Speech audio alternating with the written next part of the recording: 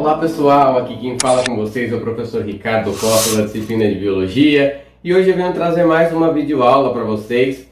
Nessa videoaula de hoje, tratando assuntos de ecologia, nós iremos agora discutir um conteúdo extremamente importante que vocês conhecem como pirâmide ecológica.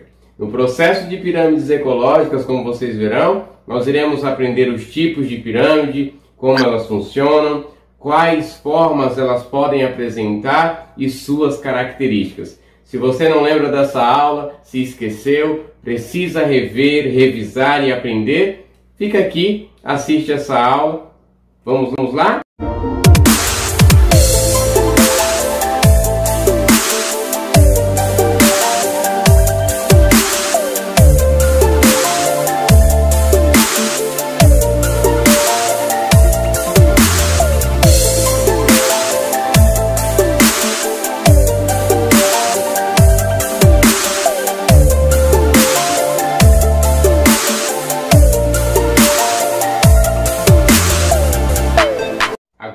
Na aula de hoje nós vamos trabalhar uma temática muito importante, que é o que nós chamamos ou denominamos de pirâmides ecológicas.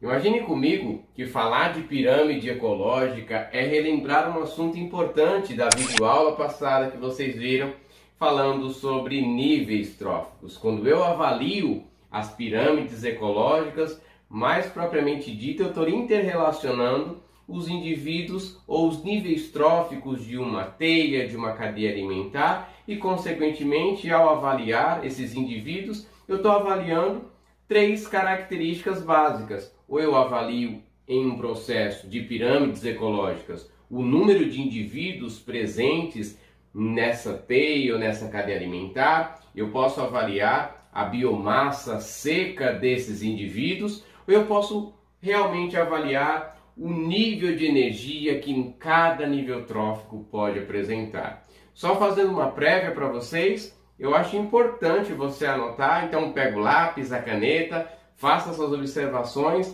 porque a nossa aula vai começar. Então, observando agora, pessoal, eu gostaria que vocês observassem essa imagem, mais necessariamente esse gráfico, que eu denomino basicamente como o primeiro gráfico ou a primeira pirâmide. Nessa pirâmide aqui que nós observamos, eu gostaria que vocês fizessem menção que essa aqui é uma pirâmide chamada, denominada de pirâmide de número. Na pirâmide de número, nós temos aqui esses indivíduos a qual aqui estão presentes, e eu gostaria de fazer menção para vocês que na pirâmide de número, nós iremos validar uma pirâmide de acordo com o número de indivíduos presente em cada nível trófico. E, consequentemente, observem aqui que eu tenho o capim, consequentemente, eu estou falando que aqui eu tenho uma imensidão, uma quantidade grande de capim, que vai ser alimento, mais propriamente dito, desses coelhos, que serão alimentos dessas cobras. Observem comigo que aqui eu falei, ou eu mencionei, mensurei esse gráfico, ou essa pirâmide, como? Eu tenho aqui 10 capins, que serão alimentos para 3 coelhos, que consequentemente será alimento para uma cobra. Então observem que na pirâmide de número, o que eu estou avaliando ou o que eu estou observando é a quantidade de indivíduos presente em cada nível trófico. Uma coisa importante, nessa pirâmide de número nós denominamos de pirâmide normal. Por quê? Porque ela segue a ordem de cada nível trófico, sendo produtores maiores, consumidores primários e secundários menores, respectivamente. Observe comigo aqui que a pirâmide de número ela pode também ser denominada de pirâmide inversa. Na pirâmide inversa, observem que o que eu estou validando na pirâmide de número é quantidade. Então, observem aqui. Aqui eu tenho uma árvore na base dessa pirâmide de número, e dessa árvore aqui eu vou ter 50 formigas.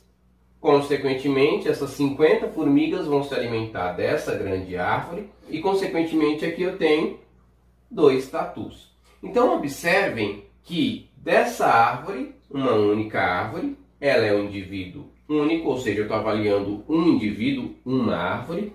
que será alimento para 30 formigas em quantidade. As formigas têm uma prevalência maior e, consequentemente, quando eu avalio aqui os tatus, eu observo que a quantidade de tatu é menor que a quantidade de formiga. Então, observem que as bases de cada nível trófico, elas se diferenciam.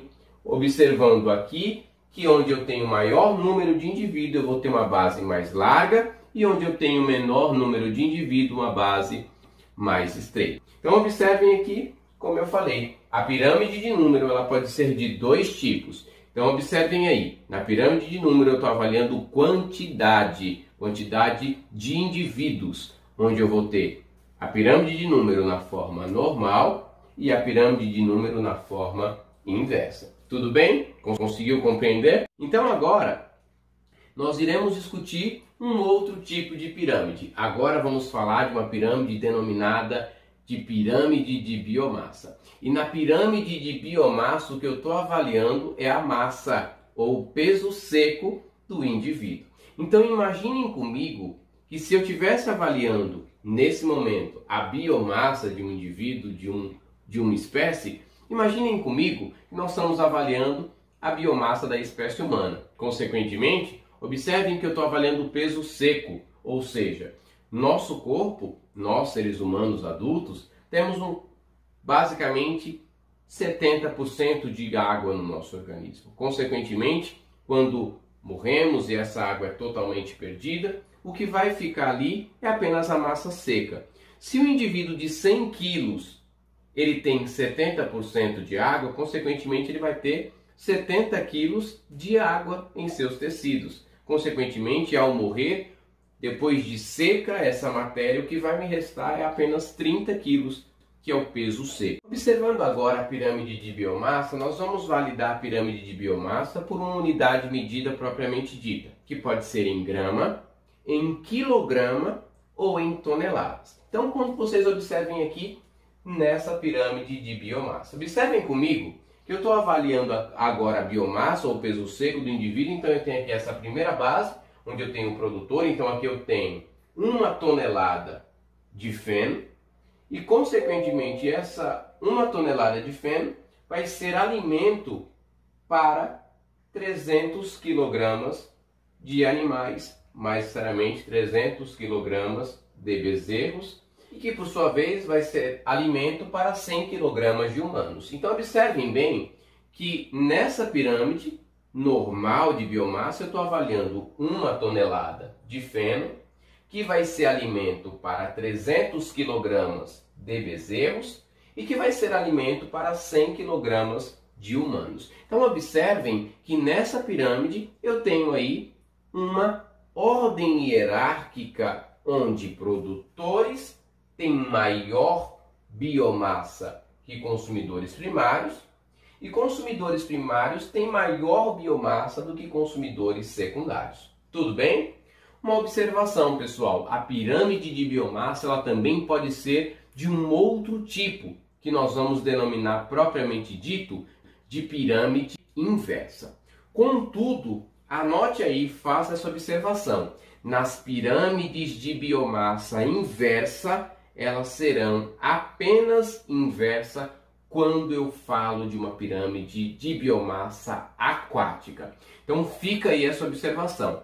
As pirâmides de biomassa inversa serão apenas pirâmides de biomassa aquática, onde eu vou ter aqui, como mostra essa imagem ou essa pirâmide, que eu tenho aqui uma base, onde eu chamo dessa primeira base de produtor, o fitoplâncton, as microalgas, que serão alimento para essa base maior que é o zooplâncton.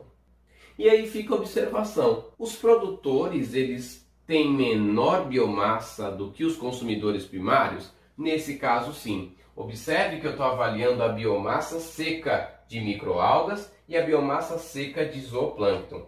Na pirâmide de biomassa, quando a gente está avaliando um ecossistema, um ambiente, eu não tenho como ter 100% de certeza da quantidade de indivíduos que vivem ali. Mas, consequentemente, eu terei maior número de espécies no zooplâncton do que no fitoplâncton. Consequentemente, quando eu reúno a biomassa do zooplâncton, ele é maior do que o fitoplâncton. Então observem bem que eu estou avaliando agora o peso seco de uma pirâmide de biomassa inversa, que nesse caso vai ser apenas aquática. Tudo bem? Agora nós vamos falar do último tipo de pirâmide, que é a pirâmide de energia. Na pirâmide de energia, eu irei avaliar a quantidade de energia de uma pirâmide ou de cada nível trófico. Então, faça essa anotação aí importante, grife, porque é essencial. As pirâmides de energia, elas serão apenas pirâmides do tipo normal. Nós não teremos pirâmides de energia inversa. Isso é algo essencial, uma informação importante. Então observem aqui que quando eu estou avaliando uma pirâmide de energia, eu tenho aqui uma árvore, um pé de maçã, que vai ser alimento para 10 esquilos. Esses 10 esquilos vão ser alimento para 3 raposas e essas 3 raposas será alimento para uma onça. Observem comigo que eu sempre terei mais energia nos produtores, depois nos consumidores primários, secundários, terciários e aí por diante.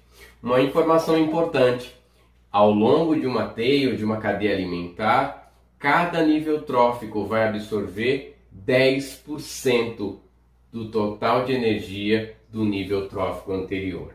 Então, isso é muito importante. Observem comigo que se a quantidade de energia for, por exemplo, 1000 quilogramas ou 1000 quilocalorias, os consumidores herdarão apenas 100 quilogramas ou 100 quilocalorias. Isso é muito importante. A cada nível trófico, o nível subsequente vai absorver apenas 10% da energia do nível anterior. Isso é essencial. Os outros 90% vai ser para a manutenção desse organismo. E observem bem que a cada base de pirâmide eu tenho essa sobra que vocês conseguem observar aqui. Nessa sobra é a energia que é dissipada em forma de calor para o meio ambiente. Então, lembre-se, em processos de pirâmides ecológicas, nós teremos 3 tipos: pirâmides de número, pirâmides de biomassa e pirâmides de energia. Número e biomassa podem ser normal e pirâmide inversa. A pirâmide de energia é unicamente normal, porque a energia sempre vai seguir um fluxo unidirecional dos produtores para o último consumidor. Eu espero que essa aula tenha ficado clara para você. E aí eu peço que, se isso ocorreu, compartilhe o nosso vídeo, curta a nossa página e divulgue para os seus amigos, para os seus colegas, para os seus conhecidos, para que, assim como esse vídeo ajudou você, eu possa também, por esses vídeos de biologia, ajudar outras pessoas. Sou muito grato pela sua presença, sou muito grato pela sua atenção e eu aguardo você aqui nos nossos próximos vídeos. Um forte abraço e até mais!